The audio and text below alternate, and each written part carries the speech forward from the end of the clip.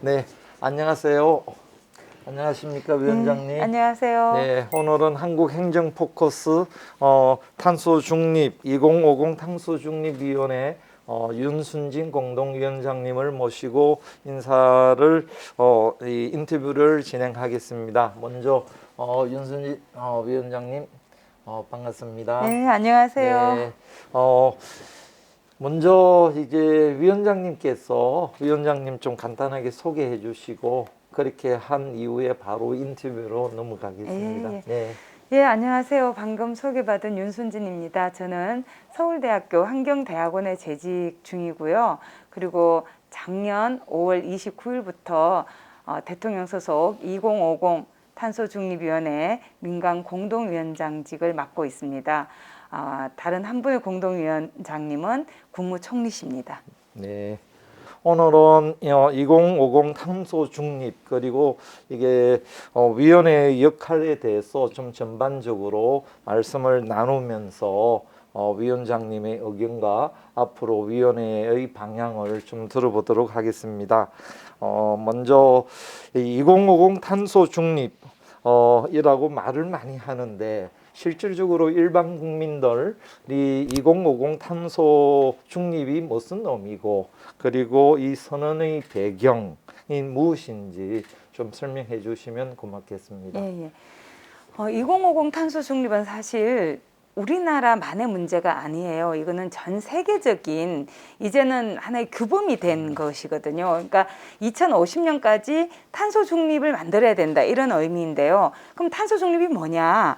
그건 뭐냐면 여기에서 탄소는 사실은 이산화탄소를 의미하지만 또 우리가 지구 온난화를 야기하는 원인 물질인 온실기체 전부를 대표하는 의미에서 탄소라고 이야기할 수도 있어요. 그래서 우리가 더 이상은 이런 온실기체를 많이 배출해서는 곤란하겠다. 왜냐하면 계속 온도가 올라가게 되면 그게 온도가 올라간다는 사실로 끝나는 게 아니라 기후 체계가 바뀐다는 얘기는 특히 문제가 되는 게 극단적인 기상현상이 발생하는 거예요. 더워도 너무 덥다거나 추워도 너무 너무 춥다거나 그래서 온도가 상승하게 되면은 더욱더 이런 문제가 많이 발생하기 때문에 이 온도 상승을 억제해야겠다.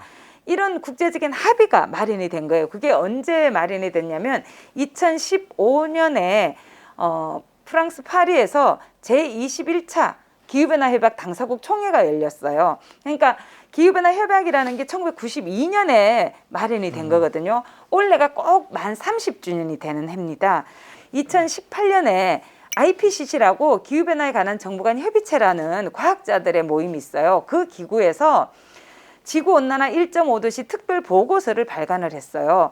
그러면서 뭐라고 권고를 했냐면 2도는 너무 높다. 1.5도를 넘어서서는 곤란하다. 왜냐하면 2도와 1.5도 사이는 0.5도밖에 차이가 없지만 피해가 2배 이상 늘어난다는 거예요. 그래서 1.5도로 제한하기를 요구했고 1.5도를 넘기지 않으려면 2050년까지 지구 전체적으로 넷제로라 그래서 탄소 배출과 흡수가 0이 되는 그래서 순 배출량이 0이 되도록 해야 된다. 이렇게 권고를 했어요. 그래서 다시 한번 요약하자면 탄소 중립이라는 것은 사실은 IPCC는 이산화탄소를 기준으로 이야기한 거지만 우리가 넓게 이제 요새는 온실기체 전부를 이야기하긴 하는데요. 배출을 최대한 일단 줄여야 됩니다.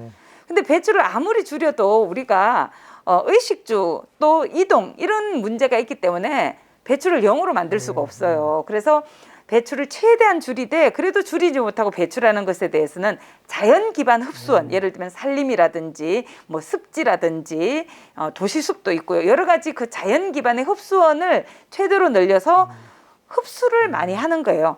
근데 그렇게 흡수를 해도 다 흡수하지 못하고 남는 잔여량이 있을 수 있어요. 그런 경우에는 과학기술을 발전시켜서 탄소 포집 이용 저장 기술이라 그래서 그런 걸 통해서 인위적으로 대기 중으로부터 제거를 하는 거죠.